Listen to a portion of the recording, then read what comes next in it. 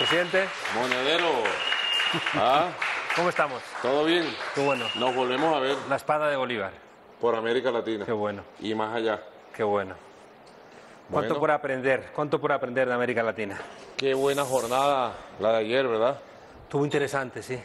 Sí, porque ha dicho usted algo, has dicho tú algo ahí importante, y es que no seamos consumidores pasivos, sino que estemos de alguna manera también interactuando, aprendiendo, escuchando, dialogando, dudando de lo que se escucha, no sentarte solamente a recibir. Entonces yo creo que ayer en el debate que teníamos también preguntábamos a la gente, y creo que eso... Y creo, Monedero, así como han surgido grandes movimientos socioculturales, políticos, en el seno de las sociedades, el 15M en España, en Venezuela el Caracazo, y luego el 4 de febrero, y luego en los años 2000 surgió el Foro Social Mundial. Así creo que hay que plantearse grandes metas hacia el futuro para democratizar el uso de las redes sociales y construir un poderoso movimiento alternativo de redes sociales, mundial, porque las redes sociales nos unifican a todos, inclusive en todos los idiomas. Tú ves de los grandes creadores de contenido en redes sociales, hay uno que tiene 192 millones de seguidores, un africano, y él no dice una palabra, él todo lo hace con imágenes, al estilo de Marcel Marceau, Claro. al estilo de mismo. Charles Chaplin. No hace falta que tú hables ruso, inglés, francés, portugués, español, para que te entiendan, y él lo ha demostrado. Así que creo que sería pertinente pensar, estudiar, diseñar la construcción de un poderoso movimientos de redes que impacten la vida de las redes sociales y la comunicación y la cultura mundial en función de una alternativa humana verdaderamente viable. Es por abajo, además. Son reflexiones. Decía un autor que las montañas y las multitudes se unen por la base. Entonces, como que cuando nos horizontalizamos, que fue la magia del 15M. Hay un autor, presidente, que tiene una idea importante, y es, él dice que hay momentos en donde los pueblos despiertan y luego que hay momentos donde los pueblos se duermen. Es Y él así. decía que con la Revolución Francesa hay un despertar de la historia, cae la monarquía de los Borbones, que le habían regalado a Napoleón la corona, eso ayuda a la independencia de América Latina, arrastra todo un proceso de independencia en Europa, las revoluciones del 48, de 1830, pero en la Comuna de París se frena y se duerme la historia. Despierta otra vez con la Revolución Rusa y otra vez arrastra a todo el mundo, los pueblos organizados ahí en el partido político, y otra vez extiende su emancipación. Pero otra vez, cuando cae la Unión Soviética, cuando es el atentado contra Salvador Allende, en esos 20 años otra vez vuelve a dormirse la historia. Y él plantea que hay un tercer despertar de la historia. Él lo sitúa en las primaveras árabes, pero yo creo que nace aquí. Yo creo que nace en el 82, es cuando en México el PRI se hace neoliberal con Miguel de la Madrid. En el 88, 6 años después, hay por vez primera una candidatura popular al margen del PRI, con Cuauhtémoc Cárdenas, y que ya estaba ahí. López Obrador, que se retira la semana que viene, que va a haber elecciones allí. Un año después del 88, que le roba las elecciones, es el Caracazo, que es también una respuesta contra el modelo neoliberal. Totalmente, la primera Claro. respuesta popular, insurreccional, contra el Fondo Monetario Internacional y el neoliberalismo en América Latina. En Europa tardamos un poquito más en montar los movimientos antiglobalización, porque aquí es donde se empezó a sufrir. Y por tanto, donde antes empieza el dolor, antes los pueblos despiertan. Reaccionaron, correcto. Entonces, claro, aquí de repente gana el presidente Chávez las elecciones, Lula, Correa, Evo, Néstor, Lugo... Vuelve el sandinismo. Claro. Entonces, ahí se hace un polo tan fuerte, post-neoliberal o crítico con el modelo neoliberal, que va a ayudar mucho a la crisis actual que tiene este modelo, que ya no nos da más soluciones. Y que es cuando las élites se han asustado y empiezan a llamar al plan B del capitalismo en crisis, que siempre es alguna forma del fascismo. Ahí es cuando llaman a Neofascismo. Bolsonaro, llaman a Milei, llaman a Díaz Ayuso en España. ¿Cómo se llama el autor de ese libro? Se llama Alain Badiou. ¿De dónde es Se el llama tipo? El despertar de la historia. Es un francés. Regálamelo. Prometido. Consíguemelo porque es muy interesante. ¿Tú lo tienes? ¿Y por qué no me lo has regalado? Ah, viste. Porque me interesa mucho esa teoría, porque lo estábamos hablando precisamente en un podcast que hice con un brasilero mexicano muy interesante, Ah, lo vi.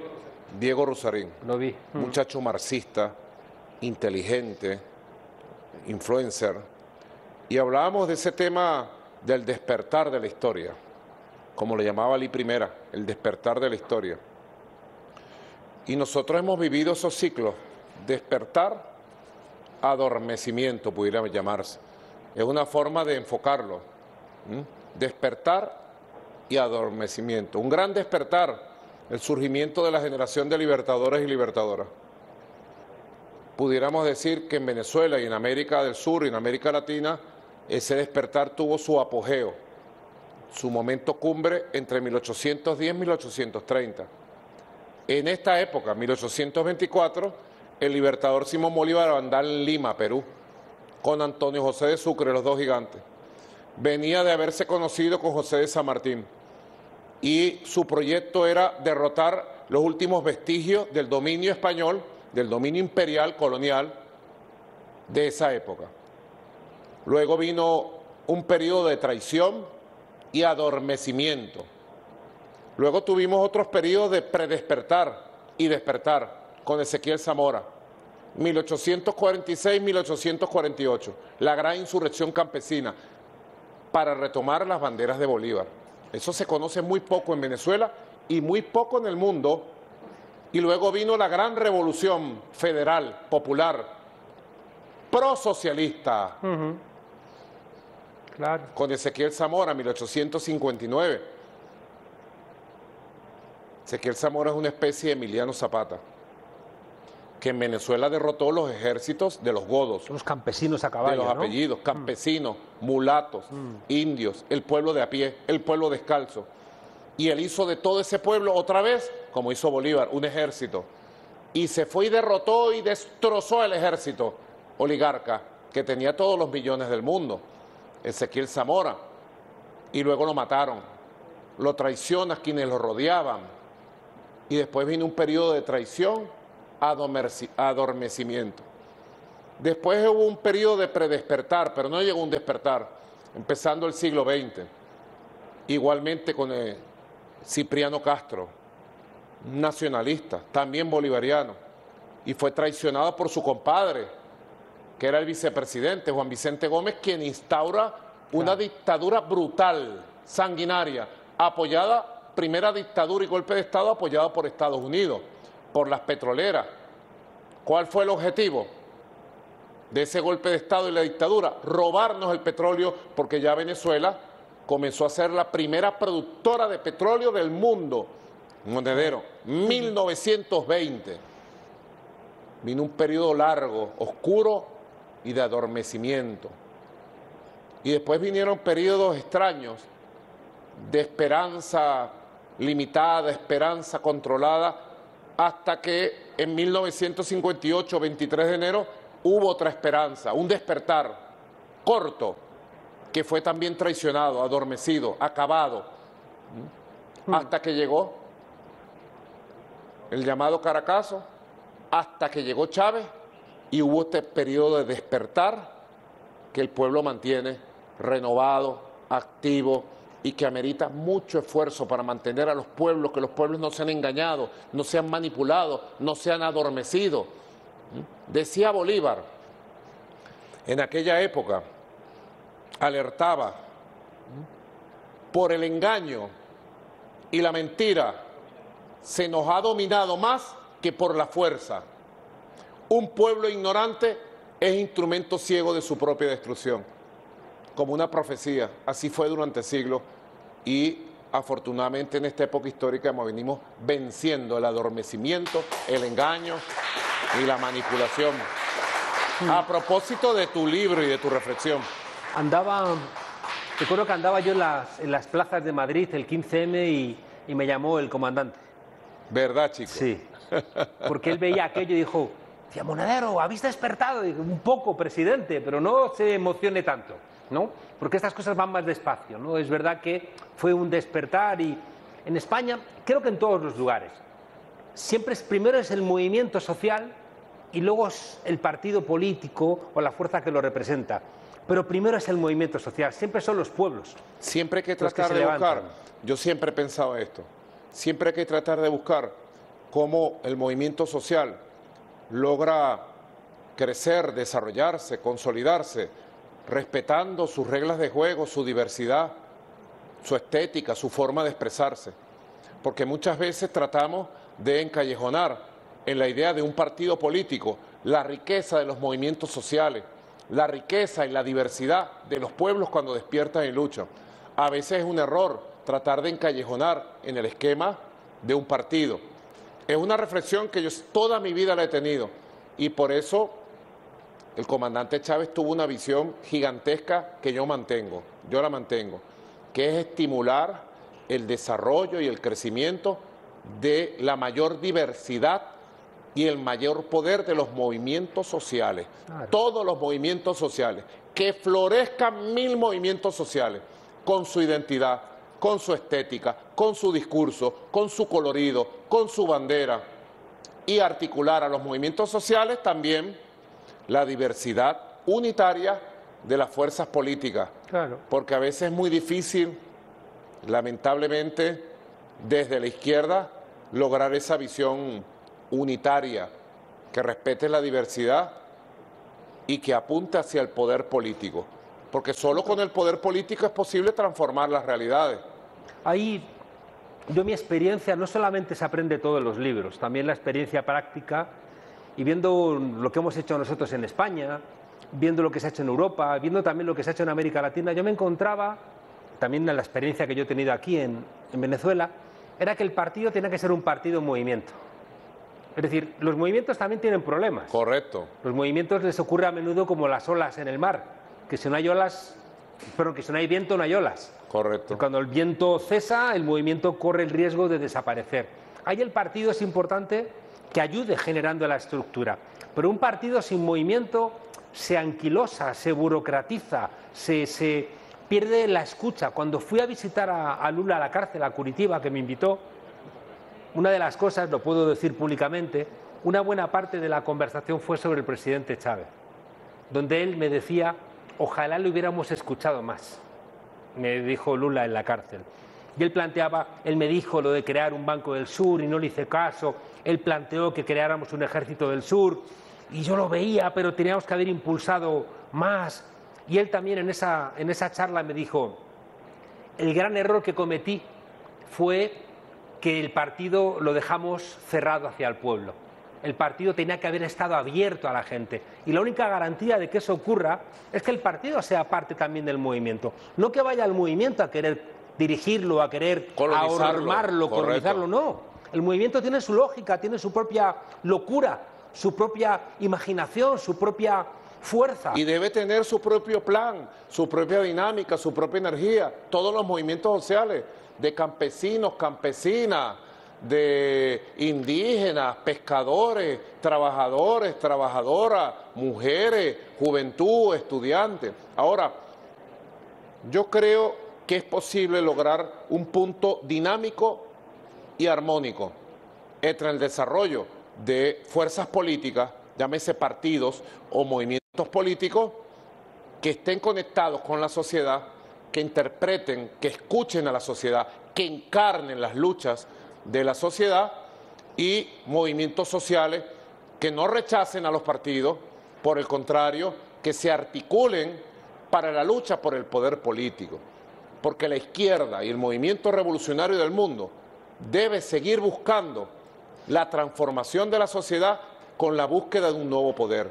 Construir el poder social, construir una nueva hegemonía comunicacional, cultural, para buscar la transformación del Estado, la transformación de la sociedad. No podemos abandonar jamás, jamás, bajo ninguna circunstancia, la lucha por el poder político, claro, para transformar la sociedad. Creo que En Venezuela poco se conoce esto en el mundo, nuestra experiencia. Nosotros tenemos aquí más de 200 movimientos sociales en su diversidad sectorial, nacional, territorial. A nivel de las fuerzas revolucionarias tenemos 11 movimientos y partidos políticos. Es más fuerte, el más arraigado que fundó el comandante Hugo Chávez, el Partido Socialista Unido de Venezuela.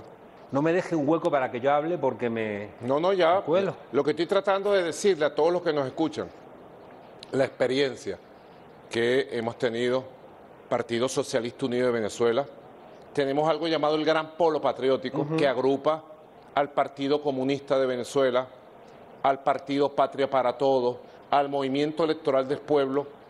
El Partido Comunista y el Movimiento Electoral del Pueblo son de los partidos más antiguos del país, de la izquierda venezolana tradicional, histórica, luchadora durante más de un siglo. Tenemos también a movimientos jóvenes, socialdemócratas, como Alianza para el Cambio, un movimiento de jóvenes que fueron de la oposición y se vinieron a las fuerzas bolivarianas. Tenemos un movimiento político muy poderoso de raíces cristianas evangélicas, llamado el ORA, también muy poderoso. Y ha surgido un movimiento sociocultural, hace 6 años, llamado el movimiento Somos Venezuela. Está el movimiento revolucionario Tupamaro, está el movimiento Partido Verde, primer partido ecologista que se funda en el país. Está el movimiento UPB, de una luchadora social llamada Lina Ron. O sea, la diversidad, desde movimientos marxistas-leninistas, movimientos marxistas, movimientos ecologistas, socialdemócratas, que están en la gran alianza del Gran Polo Patriótico. Y este año surgió de los movimientos sociales, de liderazgos comunales, de liderazgos sectoriales de los movimientos sociales, un nuevo movimiento que se llama Movimiento Futuro, que es un nuevo movimiento que viene marcando una pauta y una fuerza nueva. Y es donde yo digo, bienvenido todo aquel que venga a trabajar por la transformación, por el cambio, por la revolución en Venezuela. Mira, perdona, si me aceptas un jugo verde. Claro. Un jugo verde cae bien a esta hora, porque te va serenando y te va preparando así para la reflexión nocturna. Yo en un libro que he entregado, que sale la semana que viene, he desarrollado una teoría buscando también la práctica. Y he buscado una metáfora y digo que de las 4 cavidades del corazón, una la tenemos que rellenar con las instituciones. Correcto. La izquierda se ha equivocado cuando ha dicho que no había que pelear por las instituciones. La derecha estaba encantada cuando no nos presentábamos a las elecciones, cuando solamente estamos en las calles, no. Tenemos que ser los alcaldes o alcaldesas, tener las gobernaciones y tener los que escribimos las leyes en los países. Correcto. Eso es obligatorio y por tanto ahí hace falta el partido. La segunda cavidad, las calles. ¿Cuánto recuerdo, presidente, al presidente Chávez, cuando nosotros le asesorábamos diciendo, presidente, están tales trabajadores quejándose, y nos dijo una vez, decirle que me lo pidan protestando en la calle? Es decir, la calle es donde el miedo cambia de bando. En España lo sabemos muy bien. Las calles es donde los conflictos no se cierran en los parlamentos, no se parlamentarizan. Las calles es el lugar de los movimientos sociales, es el lugar de la imaginación, es el lugar de la dinámica natural de la vida de uno. De la reinvención constante. Y nosotros venimos de ahí. Claro, hemos estado siempre en movimiento. Esa es nuestra cuna, claro, la cuna de las calles. Claro. Entonces, segunda cavidad. La primera cavidad, las instituciones; la segunda cavidad del corazón, las calles. La tercera, el relato. El relato. Tenemos que militar en el relato. Estamos en un siglo XXI de las mentiras, de los bulos, fake news que de llaman. las fake news, del intentar también paralizarlos, confundirnos, engañarnos, dividirnos, entretenernos, de manera que al final en esa confusión, el otro día leía una viñeta de un argentino que había un señor viendo en el ordenador, en la computadora, una noticia, y la hija le decía, pero papá, deja de leer mentiras. Y dice, pero ¿cómo va a ser mentira si coincide con lo que yo pienso? Es decir, hay una interiorización de negar cualquier tipo de pensamiento crítico. No, tenemos que militar en el relato. Una de las cosas importantes que ustedes hacen aquí, y que es una de las victorias que ha conseguido el presidente López Obrador en México, es ganar el relato a la derecha. que tienen todos los medios del mundo y toda la plata. Toma nota, ñañe. Tomen nota, compañero. Mira esto, bien interesante que trae Juan Carlos Monedero. Ganar el relato con la verdad de nuestros pueblos. Claro, militar Esa y es la el relato. tercera cavidad. ¿Y la cuarta? Y la cuarta, presidente, no es la menos importante. La cuarta es la alegría. La cuarta hay que rodearla y llenarla de alegría. ¿Por qué? Porque lo que estamos diciendo a la gente es: tenéis que militar en el partido, tenéis que militar en los movimientos, tenéis que estudiar, tenéis que estar en las redes, tenéis que estar informándoos, tenéis que estar comunicando. Al final uno se cansa. Y la única manera de que esto no nos agote es inyectarnos lo que llamaba Gramsci, ese gran pensador, el optimismo de la voluntad. Es decir, inyectar esperanza de que todo el esfuerzo sirve para algo y de que realmente el viaje, como decía el poeta Cavafis, está en el camino. Cuando llegues a Ítaca, no te pongas triste porque Ítaca esté vieja y destruida, porque Ítaca lo que te ha brindado es la posibilidad de que hagas el camino.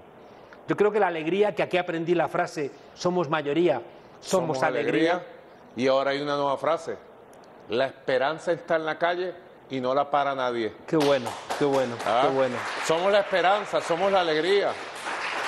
Y digo con nuestro Señor Jesucristo: yo cristiano, tú eres un buen samaritano. Y todo buen samaritano tiene la protección y la bendición de Dios. Dios nunca abandona a un buen marxista. Ah, sí. Estoy de acuerdo, ¿vale? No había escuchado eso tan poderoso. Así le decía yo a Diego Rusarín: tú eres un buen samaritano y yo soy un cristiano. Y digo con nuestro Señor Jesucristo: somos el camino, la verdad y la vida. En Venezuela somos mayoría, somos alegría. Qué bueno. Está muy interesante todas estas reflexiones, Juan Carlos. Ayer comentábamos que Mahoma y Jesucristo nunca se pelearían. Estoy leyendo, no traje los libros, estoy leyendo 2 libros. Uno me lo regaló el apóstol Maldonado, que estuvo en Venezuela. Él es un apóstol muy reconocido en Estados Unidos, en el mundo. Y algunos pastores y pastoras de su iglesia me hicieron llegar ¿Por qué creer en Jesús? Es un libro, pareciera un folleto, pero es extraordinario. Los valores de nuestro Señor Jesucristo. Cómo nació, cómo se desarrolló, cómo se desplegó su poder. El ejemplo que dejó. El mundo es antes y después de Cristo. Por algo es. Y la fuerza transformadora que dejó para el espíritu, que es la fuerza del amor. Yo vengo hablando de la civilización del amor. Así que he estado leyendo y releyendo este libro del pastor Maldonado. Y también cuando fui a la embajada de Irán, con motivo del lamentable fallecimiento de mi hermano, amigo, Ibrahim Raisi, el presidente de Irán, querido compañero, era un hombre muy espiritual. Tuvimos largas conversaciones sobre Jesucristo, sobre Mahoma, sobre el futuro de la humanidad, sobre la construcción de un gran diálogo de religiones, civilizaciones, culturas como base para construir la paz del futuro, el compromiso que tenemos para eso. Vino un clérigo allí en la embajada, varios clérigos, estuve con ellos, nos abrazamos, estuve en el rezo del Corán de los viernes, muy hermoso. Yo cuando escucho el Corán me transporto. Puede ser que en otra vida, no sé, estuve al frente de alguna religión. Es que condensan la inteligencia de la humanidad, igual que la Biblia tiene cosas maravillosas. Una cosa maravillosa. Tiene cosas terribles también, ¿no? Sí, entonces me regalaron el libro de la vida de Mahoma, el surgimiento del Islam. Te confieso que no lo conocía, la había leído muy por encima. Y con Mahoma me encuentro con Abraham, con Moisés, claro, con Jesús. Y lo que tú dijiste ayer, Jesús y Mahoma, cristianos y musulmanes, tenemos que estar así unidos, junto a los buenos samaritanos, porque de nosotros depende construir un mundo distinto. La civilización humana, la civilización del amor, la civilización de los hombres y mujeres libres e iguales, donde se acaben las guerras, los imperios. Creo que vamos por muy buen camino en esa dirección. Hay que perseverar, Juan Carlos, perseverar. Yo lo he dicho muchas veces, yo soy un hombre de izquierda.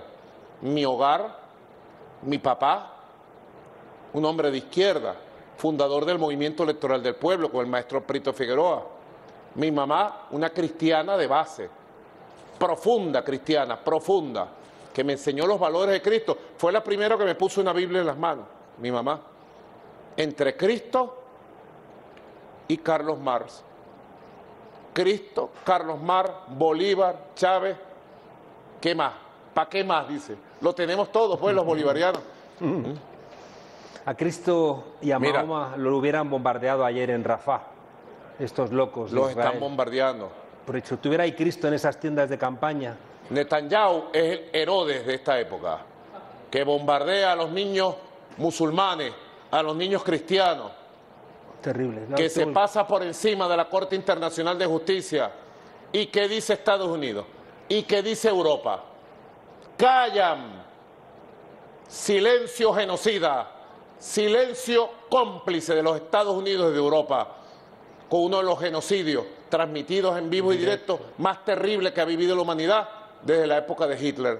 Presidente, que alguien en Europa tenga poder, como lo tienen los presidentes de España, de Alemania, de Francia, de Italia, y no hagan todo lo que esté en su mano para terminar con este horror, para mí los convierte en cómplices de todos estos asesinatos. Y lo digo también por el presidente de mi país.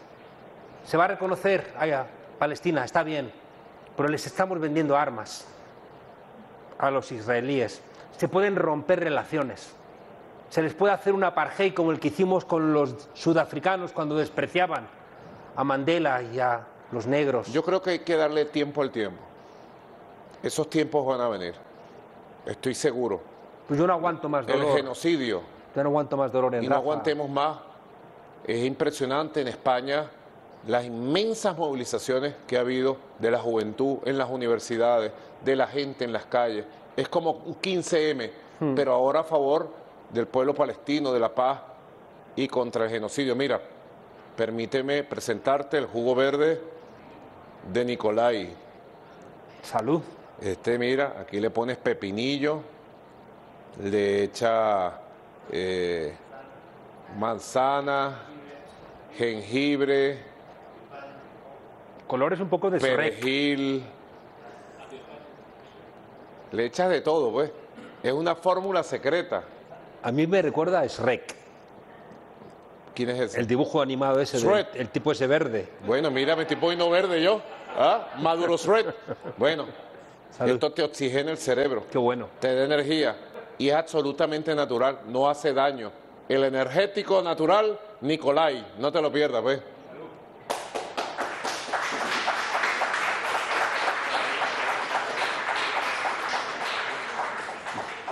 Fondo blanco.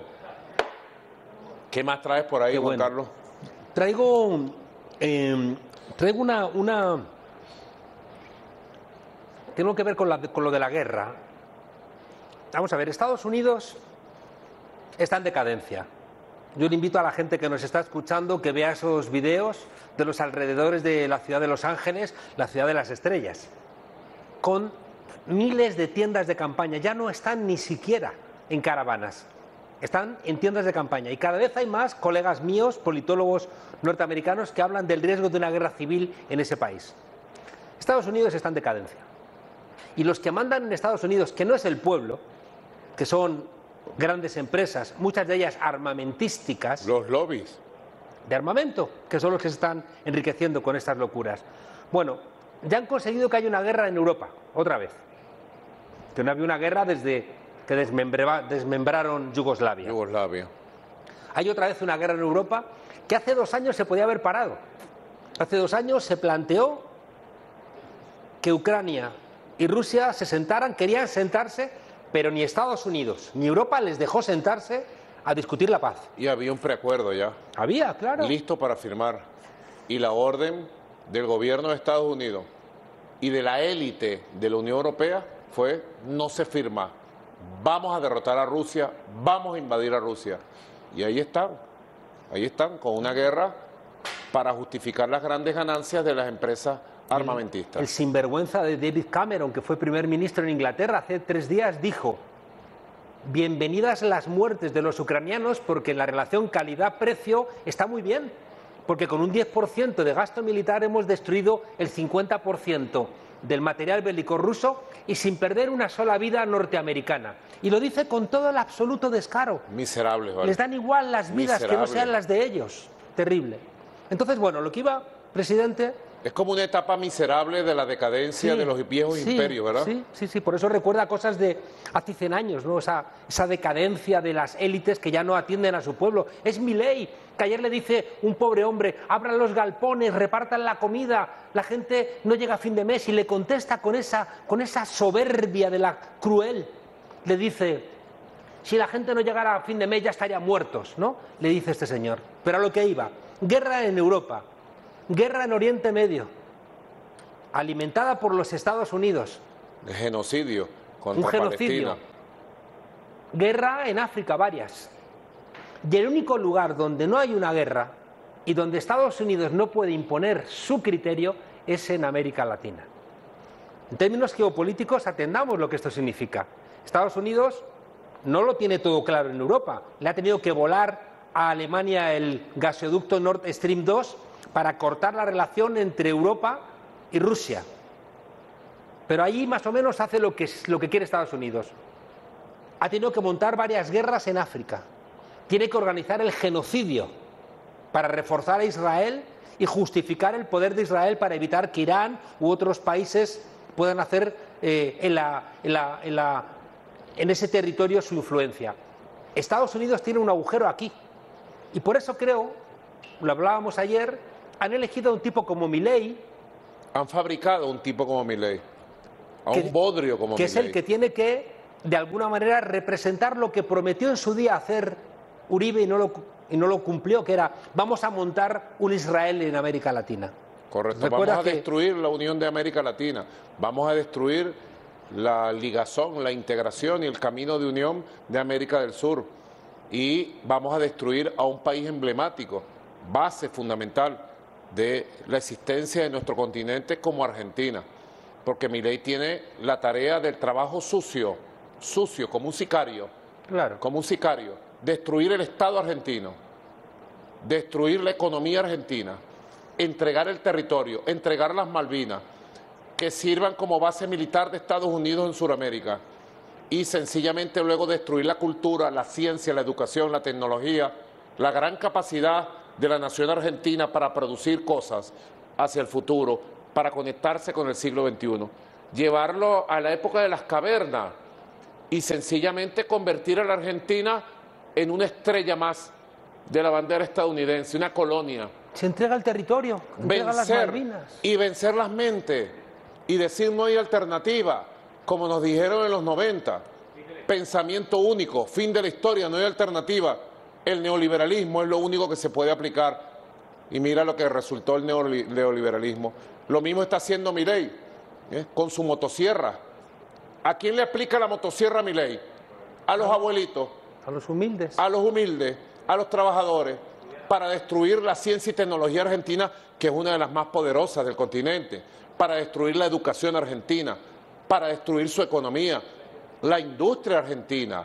Da vergüenza ver a los jefes gremiales de la Asociación de Industriales Argentinos arrastrados a los pies de Milei, cuando todos, la industria argentina se está yendo al carajo.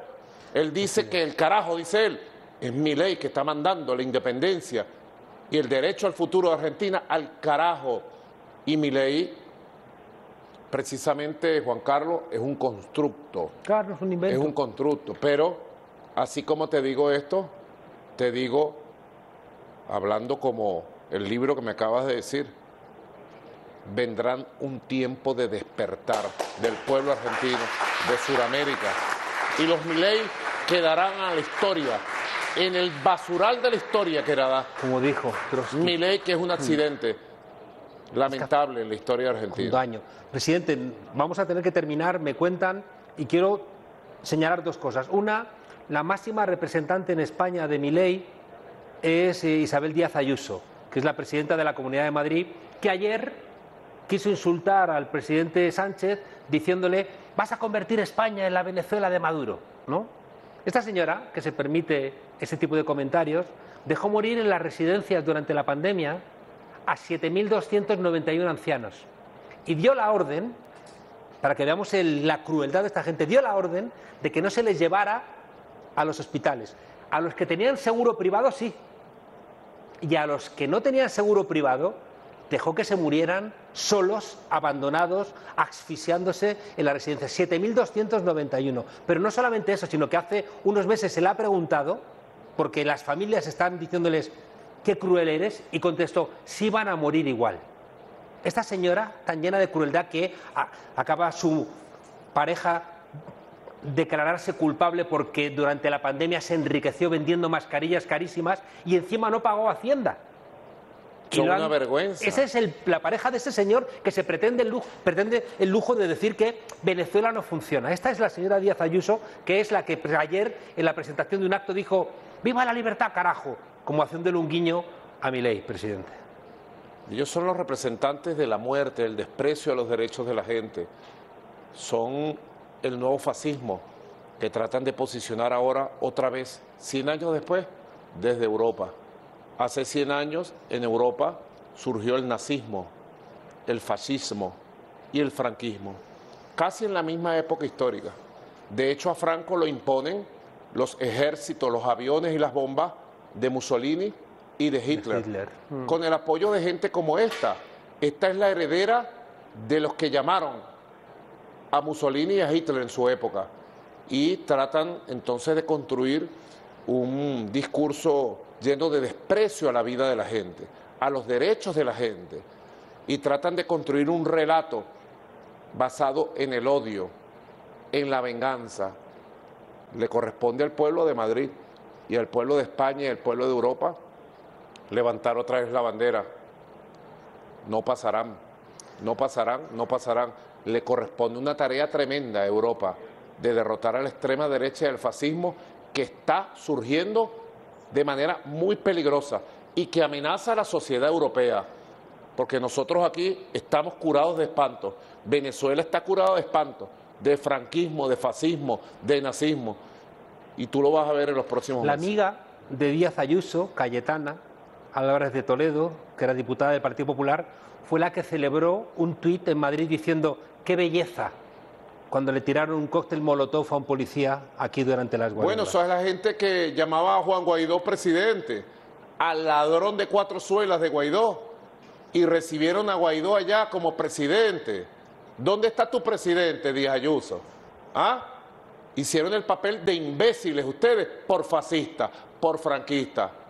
Y prepárense que les vamos a dar otra derrota el 28 de julio en Venezuela, a los fascistas y a toda esa cantidad de peluconas y pelucones. Juan Carlos. ¿Me da tiempo a una pregunta?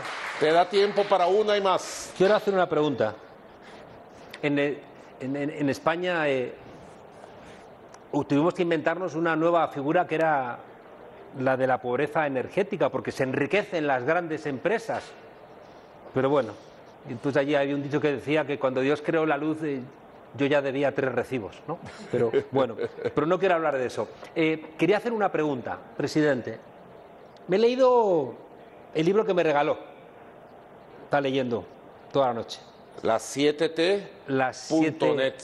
Y ahí aparece una cosa... transformaciones que Venezuela necesita rumbo a una nueva época de transición al socialismo. Y ahí hay una cosa que quiero preguntarle. Habla usted de los 5 consensos. Los 5 consensos que son muy de sentido común. Es decir, si alguien quiere a su pueblo, pues quiere recuperar su territorio, quiere que no haya paz, quiere que haya igualdad, quiere que haya un desarrollo social. Pero la pregunta concreta es, usted ha dicho que después del 28 de junio...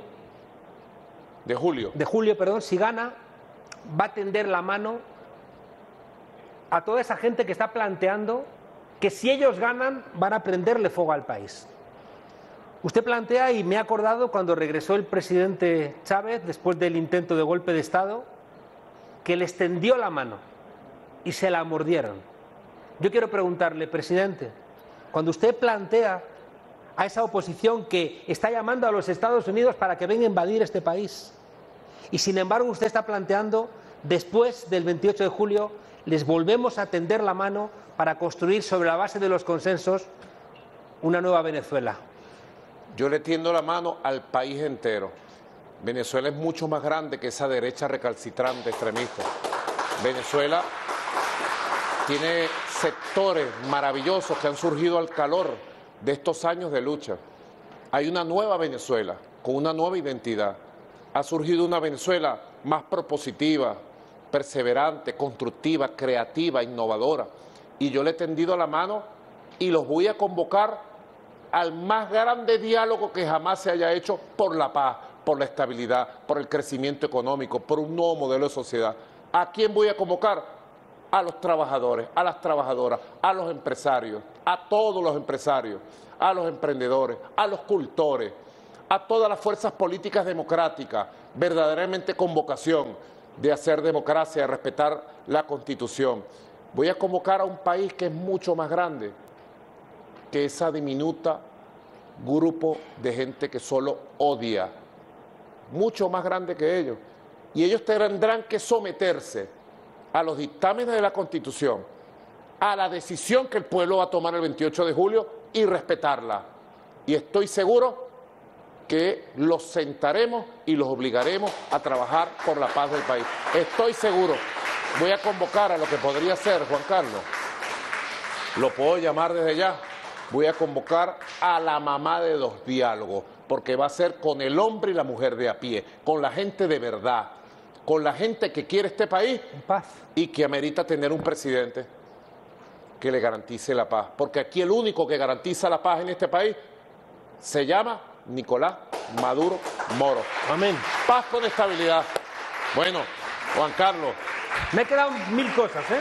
Bueno, antes que te vaya vamos a grabar un podcast, entonces. Y te vienes con todo, ¿verdad? Bueno, dale saludos a la cantidad de gente que nos quiere allá en Madrid y en España. Pronto voy a Madrid. Que es mucha. Bueno, gracias. Gracias. Que Dios te bendiga, buen samaritano. Y ahora nos vamos con Maduro. Más educación, adelante. Bien, para ampliar el análisis sobre las perspectivas de cómo se ve, cómo se observa, cómo se sigue el proceso electoral venezolano programado para el 28 de julio, tenemos una emisión especial y un invitado especialísimo, Juan Carlos Monedero, a quien damos la bienvenida. Politólogo, profesor, analista internacional, muchas características y un plus importante para... Todas parecidas. Todas ¿no? parecidas. Y hasta siempre... presentador de televisión ha sido. Yo creo que... Siempre digo que algunos somos autores de un mismo libro toda la vida. Entonces, cuentas el mismo libro en diferentes formatos. Pero en el fondo se trata de lo mismo, no se trata de hacer real aquello que decía Marx, ¿no? De los filósofos han interpretado de manera diferente el mundo, de lo que se trata es de transformarlo. De transformarlo. Es geht darauf an sich zu verändern. Sí, se trata de cambiarlo, de transformarlo. En la Universidad Humboldt de Berlín está la estatua de Marx y ahí aparece esta tesis 11 sobre Feuerbach.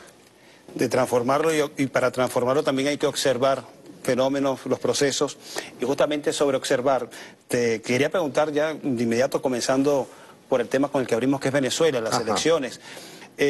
Desde dentro del país tenemos una perspectiva de cómo se desarrolla este proceso. Siempre hay también como una tendencia, inclinación a determinar o colocarle la etiqueta a cada proceso como decisivo, como histórico. Pero ¿cómo se ve desde fuera, desde Europa? ¿Por qué este proceso es tan importante? Tan importante que incluso la Unión Europea opina, se interviene de alguna forma no muy aceptada por Venezuela, e incluso los Estados Unidos tendría hasta un candidato presidencial. ¿Cómo lo ves? Venezuela es importante per se ahora mismo y las elecciones son cruciales porque Venezuela es el país que le está rompiendo los planes a los Estados Unidos. Y eso es intolerable. Es decir, ¿cómo se lo rompe? Estados Unidos está acostumbrado a hacer lo que le da la gana donde sea. Si tienes que invadir un país, lo invades. Si tienes que detener a alguien, lo detienes. Si tienes que asesinar a un presidente de tu propio país, lo asesinas, ¿no? No tienen nunca problema. Y claro, de repente en su gran estrategia de control de América Latina se le está yendo de las manos. han logrado que haya otra vez, después de más de 3 décadas, una guerra en Europa, la guerra de Ucrania, que hace 2 años se habían sentado a pararla. Había preacuerdos firmados y Estados Unidos dijo, no, a mí me interesa que haya una guerra en Europa porque vendo armas, porque rompo la relación de Europa con Rusia, que es una manera indirecta de romper las relaciones de Europa con China, y sobre todo les hago dependiente de mi lógica. Alemania no quiso y le voló el gasoducto, el Nord Stream 2. Es decir, que Estados Unidos, incluso a sus aliados más firmes, si no les obedecen, les castiga, ¿no? Hay guerra, por tanto, en Europa, hay guerra, en este caso un genocidio, en Gaza, en Palestina, que es una manera también de controlar la zona y evitar que la otra gran zona de reserva petrolera pueda caer en manos de Irán o de algún otro país que no está supeditado a los intereses norteamericanos. Y, por supuesto, varias guerras en África. Donde les falta una guerra es en América Latina.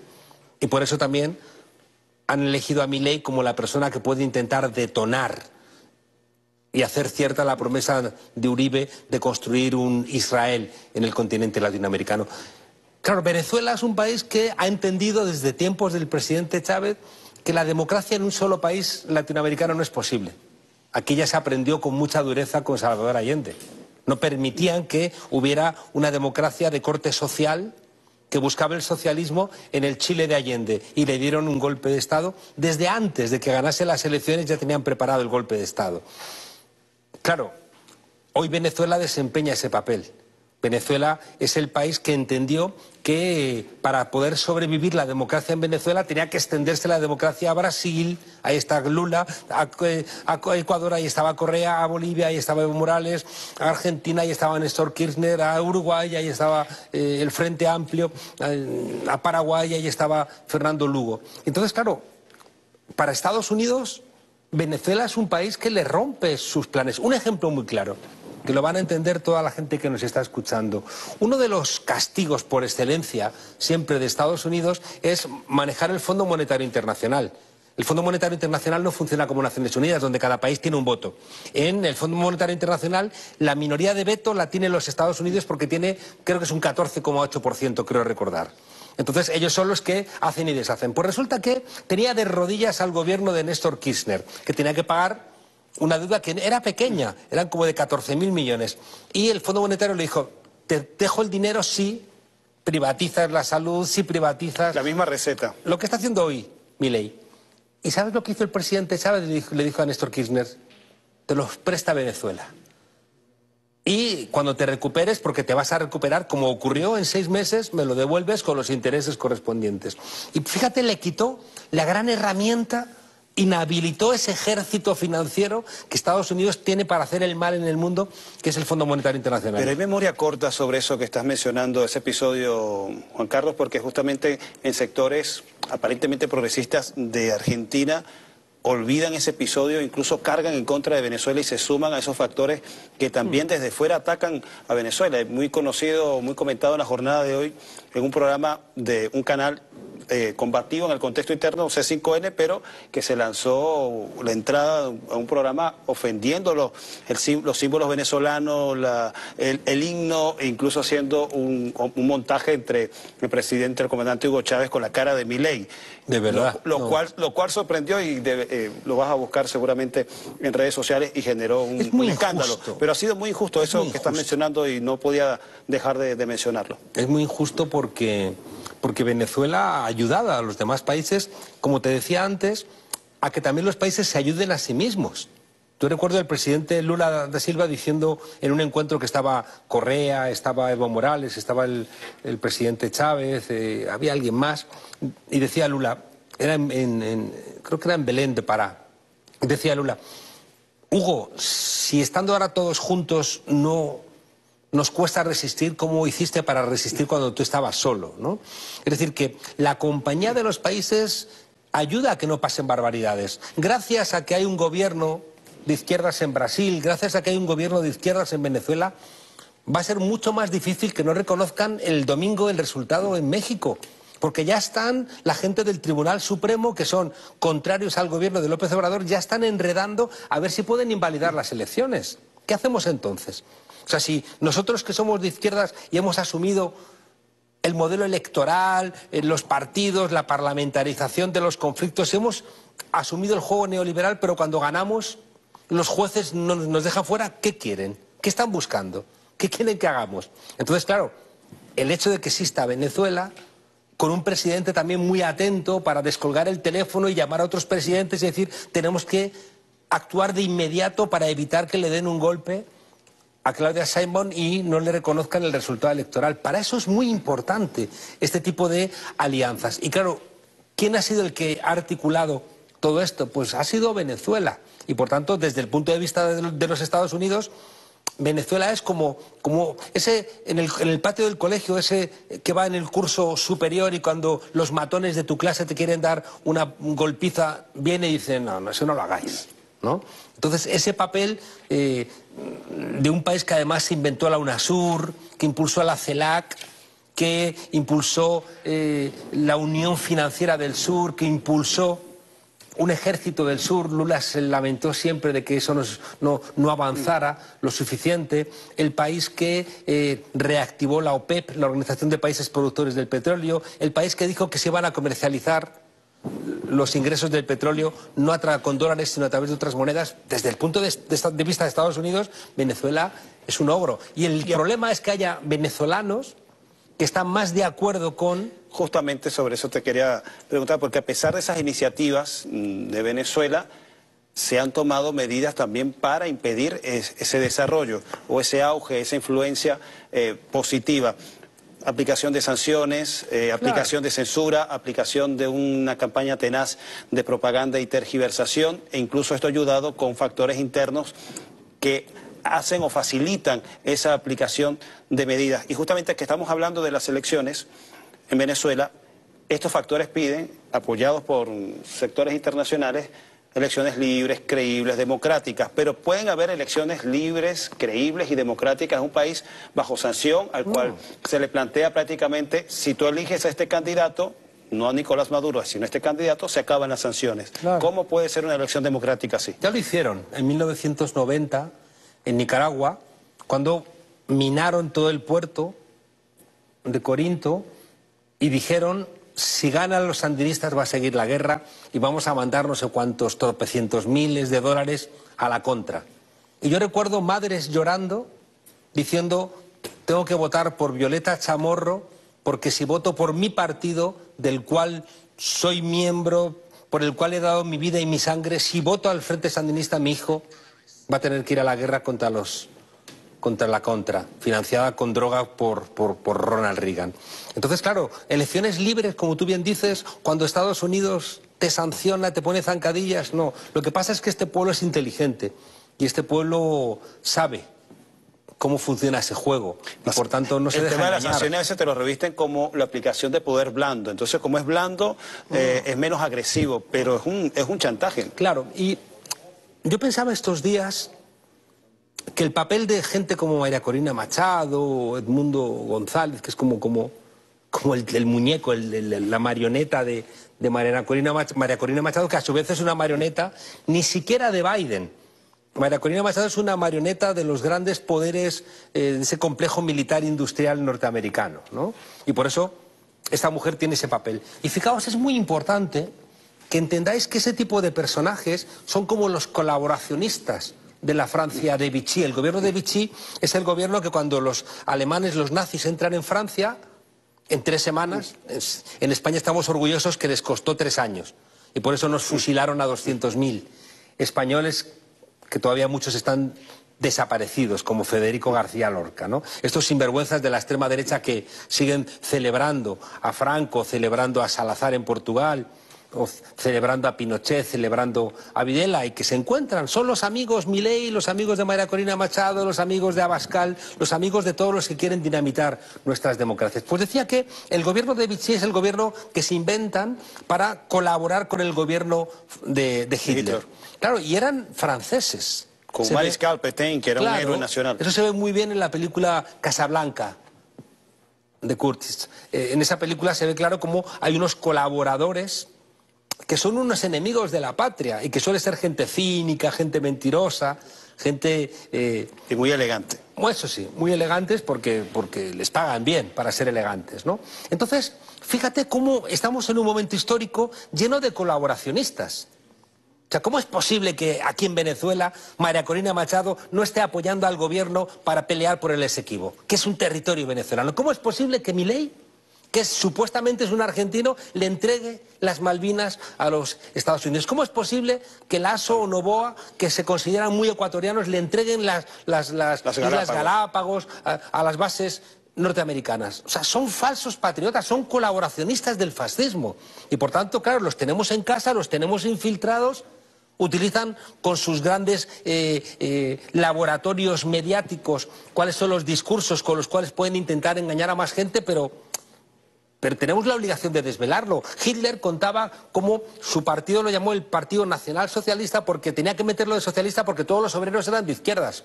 Entonces, si ellos se llamaban nacionalsocialistas, así engañaban a los obreros. Pero después le entregó las fábricas a los grandes propietarios, frenó a los sindicatos, castigó a la izquierda en la noche de los cuchillos largos, los fusilaron. Es decir, no nos engañemos. El otro día me sorprendió muchísimo en una charla que tuve con el presidente Nicolás Maduro, cómo él ha planteado que después del 28 de julio, si gana, ofrece 5 grandes consensos y tiende la mano a la oposición, que ha dicho que si ganan ellos van a pasar a cuchillo. Es decir, Venezuela tiene 2 escenarios. Un escenario de paz y prosperidad donde podáis seguir recuperando lo que os han intentado quitar con el bloqueo y con la persecución, o un escenario de conflicto que quieren construir un Israel aquí, o una Siria aquí. Entonces yo espero que, por favor, que los venezolanos y las venezolanas voten con inteligencia, porque votar por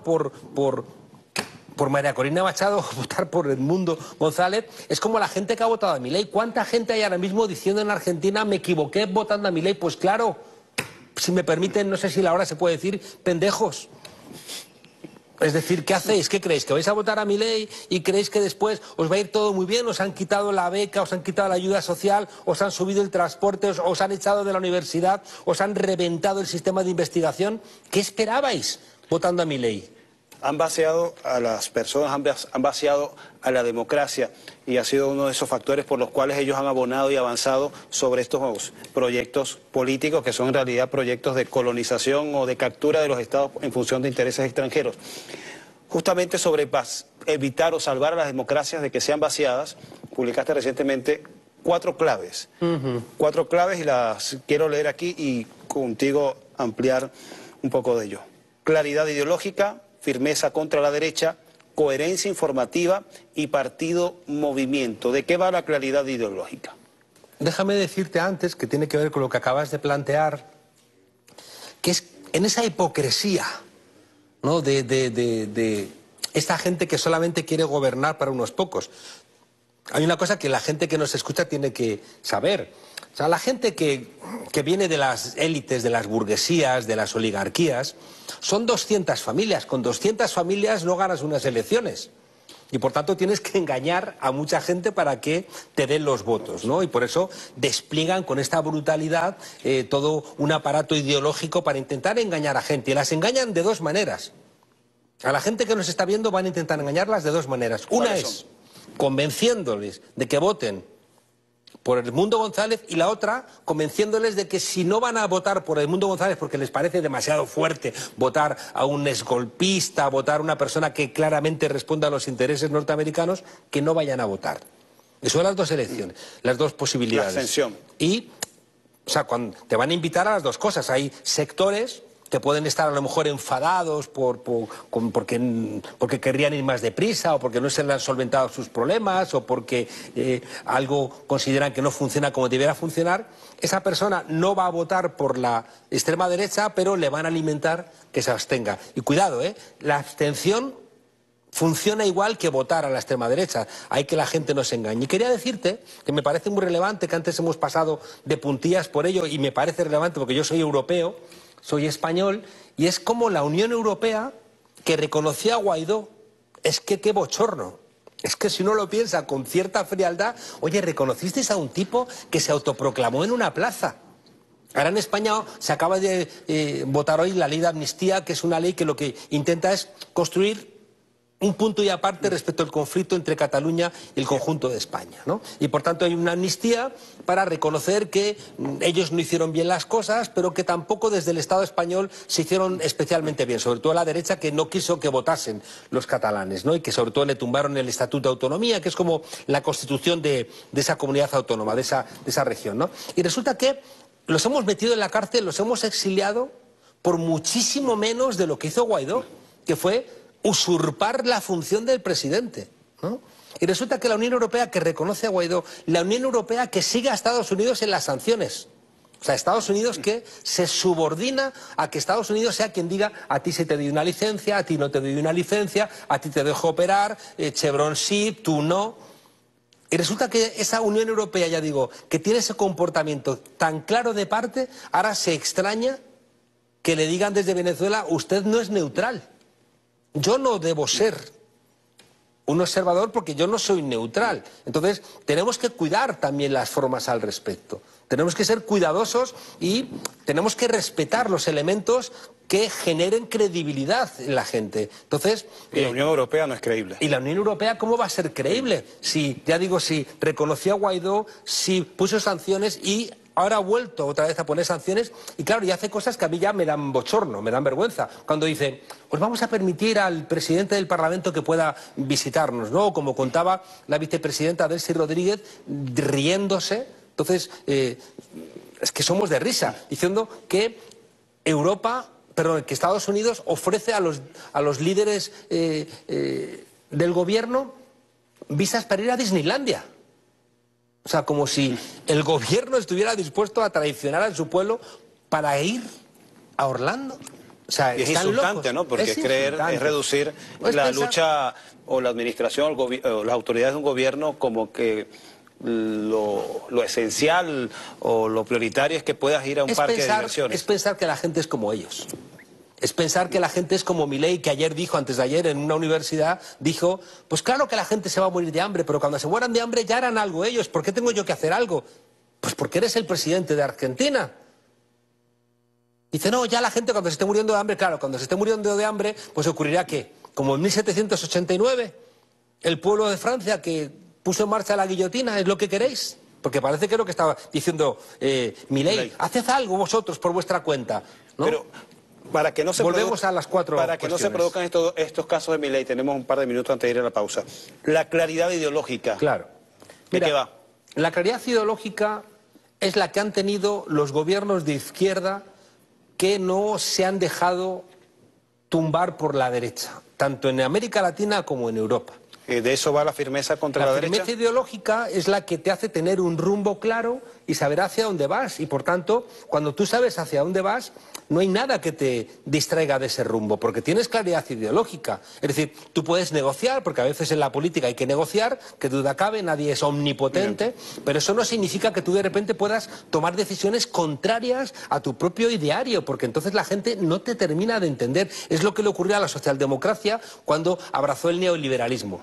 Pues la gente dejó de creerles. Gente como Andrés Manuel López Obrador, gente como Nicolás Maduro aquí, gente como Petro también con bastante claridad. Es decir, hay líderes, Rafael Correa en su momento, son gente que tienen claridad ideológica. La firmeza contra la derecha, que no se lea como con una acción autoritaria, ¿cómo no.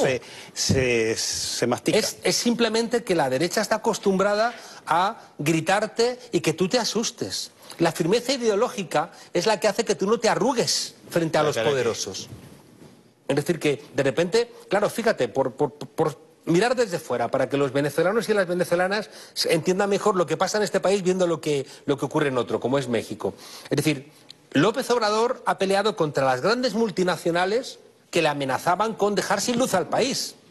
Es decir, que una multinacional, en este caso española, como es Iberdrola, puso en nómina, contrató al expresidente del país, a Felipe Calderón, lo puso en nómina. Una persona que tiene todos los secretos energéticos del país, una multinacional lo pone en nómina. Es un insulto. Bueno, pasa con los expresidentes españoles que después son contratados por empresas privadas. Corresponde hacer nuestra primera pausa, Juan Carlos. No se aparte, en minutos continuamos con esta conversación sobre las 4 claves y también tenemos otros temas pendientes, elecciones en Europa.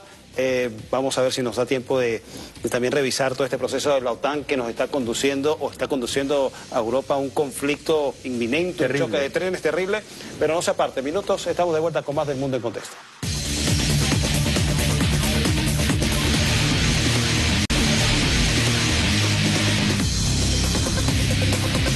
Ya que estamos de vuelta con más del Mundo en Contexto, entrevista especial con Juan Carlos Monedero, quien, antes de pasar a la pregunta, estuviste en una doble experiencia con el presidente de la República, TikTok Live, y lo entrevistaste con Maduro Más. ¿Qué tal la experiencia?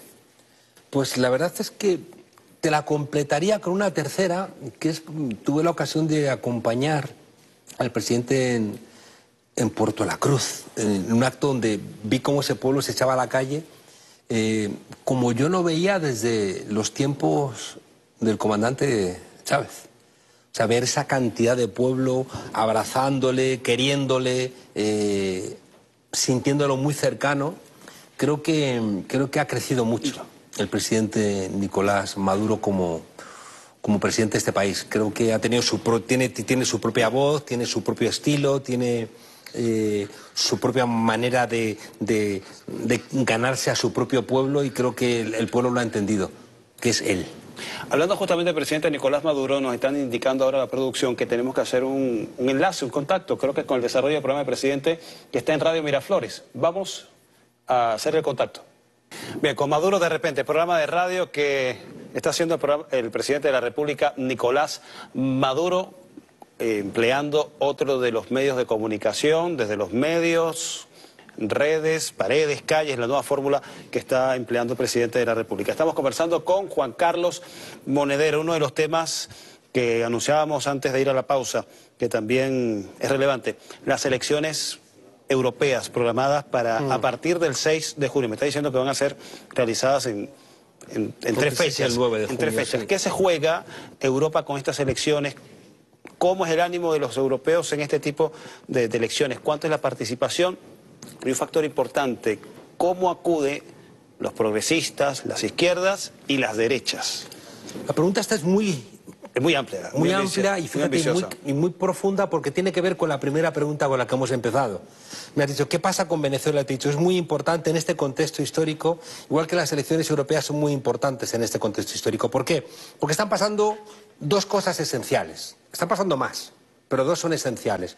Una es la decadencia de los Estados Unidos. Es un problema geopolítico evidente. Estados Unidos no ha ganado en ninguna de las últimas guerras. Ha hecho mucho daño, pero no ha ganado en ninguna de las guerras. Ni en Afganistán, ni en Libia, ni en Irak, ni en Siria, en ningún sitio, ¿no? Igual que va a perder la guerra en Ucrania, ¿no? Entonces, claro, ahí hay un problema de fondo. Y es que en este contexto los Estados Unidos en decadencia está tensionando para que todo el mundo se alinee o con él o contra él. Y al mismo tiempo hay un profundo deterioro económico en el mundo por la crisis del modelo neoliberal. Ese modelo que se puso en marcha en los años 80 sobre todo, de apertura de fronteras, privatización de lo público, vaciamiento fiscal de los estados, desregulación de la economía, mercantilización de todos los bienes. Eso ha implosionado. Y claro, resulta que nos encontramos con que siempre, históricamente, el capitalismo en crisis ha llamado a su plan B autoritario, sea el fascismo, el posfascismo, como lo queramos llamar. Y entonces ahí tenemos ya el lío. Tenemos con que Venezuela es un país que quiere construir el socialismo y que por tanto niega esa matriz neoliberal que nos está llevando a la pobreza, a amplios sectores del mundo, y al mismo tiempo Venezuela es un país que quiere formar parte de la nueva construcción geopolítica del mundo, donde no acepta que Estados Unidos y la Unión Europea, como peón de los Estados Unidos, gestionen el planeta. Y por tanto ahí es muy importante Venezuela, y por eso Venezuela está en el ojo, y por eso son tan importantes estas elecciones, porque si Estados Unidos le doblase el brazo a Venezuela y la pusiera de rodillas, le lanzaría un mensaje a América Latina, todos alineados con los Estados Unidos, arrasador, todos alineados con el modelo neoliberal. Por eso están haciendo todo lo posible, por eso están metiendo tanta plata, por eso banean al presidente Maduro, por eso en las redes sociales intentan negar lo que está ocurriendo en este país. Y la otra cara es lo que está pasando en la Unión Europea. Es decir, en la Unión Europea nos encontramos con que por vez primera en la historia, la derecha ha dicho vamos a gobernar con la extrema derecha. La derecha ha dicho gobernar con la derecha democristiana acaba de decir, von der Leyen acaba de decir que no tienen problema en generar una mayoría en el Parlamento Europeo con Giorgia Meloni, es decir, con la extrema derecha que anhela a Mussolini. Es fuerte, ¿eh? Es decir, que estamos en un contexto donde la Europa... que son antimigrantes es la Europa que ha olvidado la noche de los campos de concentración. Y por eso, fíjate, por eso y también es tan relevante, la Unión Europea está apoyando a Estados Unidos en el genocidio israelí. Bueno, en el genocidio palestino que cometen los israelíes. ¿Por qué? Porque desde el punto de vista de la Unión Europea es muy importante mantener esa primacía geopolítica estadounidense, esperando que le van a caer migajas, ¿no?, de la mesa de los ricos, y que ellos van a poder mantener cierto control que están perdiendo. Está perdiendo control en África absolutamente evidente Francia, están perdiendo control, por supuesto, en Oriente Medio, están perdiendo control en muchos lugares, ¿no? Entonces, claro, la Unión Europea está apoyando el genocidio. Al mismo tiempo que apoyan al genocidio y que están mandando armas a Israel, que no mandan armas, ¿no?, a los palestinos, que mandan armas a los ucranianos. Es decir, que es que... Y fíjate la contradicción profunda, la Unión Europea que dice, cuidado que la derecha ya está pactando con los fascistas de la extrema derecha, pero tú estás pactando con un Israel que está construyendo un genocidio. ¿Y esta extrema derecha cree en la Unión Europea? Porque hay factores que entiendo que son Claro, ese es uno de los grandes problemas que tiene la Unión Europea ahora mismo, porque la Unión Europea necesita generar una mayor competitividad. Para generar una mayor competitividad necesita articular el mercado único. Articular el mercado único es renunciar a parte de la soberanía nacional, y la extrema derecha, el discurso suyo es mi país el primero. Aunque sea mentira, pero en el discurso de mi país el primero prefieren hacer un discurso nacionalista excluyente que lo que hace es fragmentar en 27 pedazos la Unión Europea, y por tanto una Unión Europea fragmentada en 27 pedazos no tiene relevancia, se convierte en algo muy pequeñito y que no tiene fuerza. Aún más cuando Estados Unidos se ha encargado de desmantelar económicamente a la Unión Europea, porque se ha cargado la economía de la principal potencia europea, que es Alemania. Es que Estados Unidos ha empobrecido energéticamente a Alemania, impidiéndole que compre gas a los rusos, y se lo compra muchísimo más caro a los Estados Unidos. Y al mismo tiempo, esos Estados Unidos de repente dicen, ya no vendo más microchips a China, y de repente tiene paralizada la producción de carros en Alemania, que es muy importante para la economía alemana. Entonces, Estados Unidos no es ningún tipo de aliado. Por tanto, las elecciones europeas son elecciones muy importantes, porque puede ocurrir que otra vez, después de la noche de los tiempos de los años 30, con Hitler, con Mussolini, con Franco, es posible que vuelvan a gobernar los que se declaran herederos de aquello. Porque en vez de hacer un cordón sanitario donde la derecha democrática dice no quiero nada con vosotros porque nos matasteis en los años 30, ahora dicen es más lo que compartimos que lo que nos separa. Y como enfrente está la izquierda, y como hay una crisis, en crisis es más importante la amistad entre la derecha y la extrema derecha que la posibilidad de que gane la izquierda y que de repente decida crear una empresa pública de energía, o crear un banco público, o frenar a las grandes empresas inmobiliarias para hacer vivienda pública. Es un momento parteaguas muy, muy relevante, ya digo, en las elecciones en Venezuela y también lo que ocurra en Europa. Inevitable no hablar, o cuando mencionamos a la extrema derecha en Europa, cómo esta pudiese ser un factor que afecte la integración del mismo bloque europeo, no referirnos al caso de Milei, que es esa expresión del proyecto neoliberal que está en decadencia en Europa, claro, me decía, pero que están tratando de colocarlo y venderlo como una gran novedad en la Argentina. Pero aparte del proyecto neoliberal de Milei, empobrecedor, de reducir el Estado, de desmantelar o privatizar empresas, también hay un factor geopolítico, que es que este dirigente argentino le ha abierto las puertas de manera franca y muy rápido al caso de los Estados Unidos. No solo le ha dado la posibilidad de tener una base en Ushuaia, al sur de la Argentina, sino que también ha empezado o desarrollado unas maniobras militares conjuntas. Llegó un portaaviones norteamericano a Sudamérica. Quiere ser parte de la OTAN, socio global de la OTAN. ¿Cómo despejamos, cómo entendemos el caso de Milei, el peligro que significa incluso, no solo para los argentinos, sino también para la zona? Para la zona, la integración. ¿Cuál es el primer país que visita Milei? Israel. Antes que los Estados Unidos. Es decir, la promesa de Milei es a los Estados Unidos: voy a ser tu Israel en América Latina. Es su gran promesa. El pueblo se va a morir de hambre, pero van a gastarse plata en armas. Van a vender su territorio, van a regalar las Malvinas, pero Donald Trump va a recibir a Milei dando saltitos histéricos como si fuera alguien importante. Las derechas globales invitan a Milei como el gran histrión que es para que llegue a España e insulte. Es que si tú analizas a quién ha insultado Milei, a quién ha mandado Estados Unidos a insultar, le ha mandado a España a insultar al presidente del gobierno de coalición justo cuando España estaba reconociendo a Israel. Insultó a López Obrador, insultó a Petro, insultó a Boric, insultó a Lula, insultó al Papa.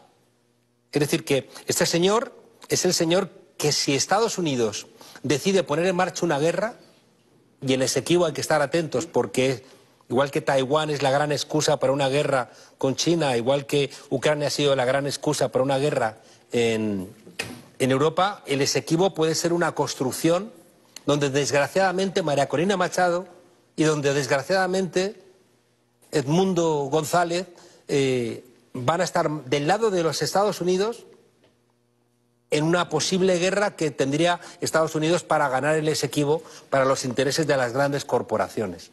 Y por eso es tan importante que este pueblo esté despierto y que este pueblo apoye al presidente Nicolás Maduro, sobre todo en la defensa territorial.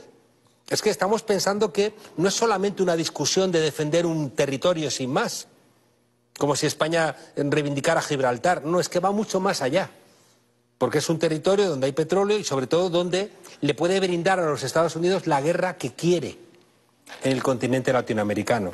Y que tiene que ver con lo que decíamos antes de las 4 grandes líneas que te decía ¿qué tienen que hacer los demócratas? Tener firmeza ideológica. En segundo lugar, tienen que tener coherencia informativa. Es decir, acabamos de parar para ver al presidente en Radio Nacional explicando a este pueblo las cosas que hacen. El presidente se la pasa explicando, igual que López Obrador se la pasaba explicando en las mañaneras todos los días. Lo hace todavía. Claro, en tercer lugar, y es muy relevante también, como te decía, no arrugarte. Es decir, que López Obrador no se ha arrugado contra las multinacionales, no se ha arrugado contra los Estados Unidos, no se ha arrugado contra la Unión Europea, no se ha arrugado contra el rey de España. Pues igual que ha hecho aquí el presidente Maduro, igual que hizo la izquierda en los momentos más lúcidos de la izquierda, no arrugarse. Y lo cuarto es muy importante, la idea del partido-movimiento. ¿Por qué? Porque la idea del partido-movimiento es, hace falta un partido porque hay que ganar las elecciones, hay que tener mayoría en el Parlamento, hay que tener mayoría para poder dictar las leyes, pero ese partido también tiene que estar en las calles, tiene que estar escuchando lo que le pasa al pueblo, tiene que estar escuchando las demandas populares. El pueblo es el que sufre las carencias, es el pueblo el que tiene que informar, ¿no? Entonces, el partido corre el riesgo siempre de burocratizarse, de esclerotizarse. El partido, las tareas parlamentarias son muy densas, te roba mucho tiempo. Al final estás enredado todo el día en reuniones. Hace falta una parte que esté en la calle, hace falta una parte que esté en el territorio, hace falta una parte que esté en las poblaciones, escuchando qué pasa con la comida, qué pasa con la luz, qué pasa con la violencia, qué pasa con elementos que son importantes. Y que es el pueblo el que lo sabe, porque es el pueblo el que lo sufre, igual que es el pueblo el que se beneficia de las políticas. ¿Cuánto tiempo demoraste para elaborar o sintetizar estas 4 claves? ¿Cuánto tiempo de análisis, qué experiencias observaste para decir, bueno, estas son las 4 claves para que no se vacíen las democracias y que sean vacuna en contra de las extremas derechas? Nos quedan un par de minutos. Tardé 20 años y 8 minutos. 20 años y 8 minutos, esa precisión de 8 minutos, que para escribir el Twitter. 20 minutos, digo 20 años para pensarlo, tener las claves, interpretar bien la realidad, conocer las realidades políticas de Europa, pero también de América Latina, y luego un momento te paras a pensar, sobre todo viendo un poco que se despedía el presidente López Obrador y darte cuenta de que hay una serie de elementos y los escribes en 8 minutitos. Mientras seguimos conversando rápido sobre estas 4 claves, nos toca hacer otro enlace con Maduro más de repente. Termina y volvemos con Juan Carlos Monedero. Bien, reflexión del presidente Nicolás Maduro en su programa Con Maduro de repente. Y nosotros también de repente ya tenemos que terminar con nuestro invitado, Juan Carlos Monedero, de quien estamos agradecidos de habernos acompañado y esperamos tenerlo pronto para seguir compartiendo la visión y análisis. Pero si es verdad, como te decía, que el caso venezolano es un caso mundial, creo que estar aquí, para mí como politólogo, como analista, es un lugar excelente para poder seguir de cerca este proceso. Y en esa ocasión vas a volver acá al Mundo en Contexto con nosotros. Aquí nos veremos. Bueno, a todos ustedes muchísimas gracias por acompañarnos. La invitación es para que continúe con nuestra programación.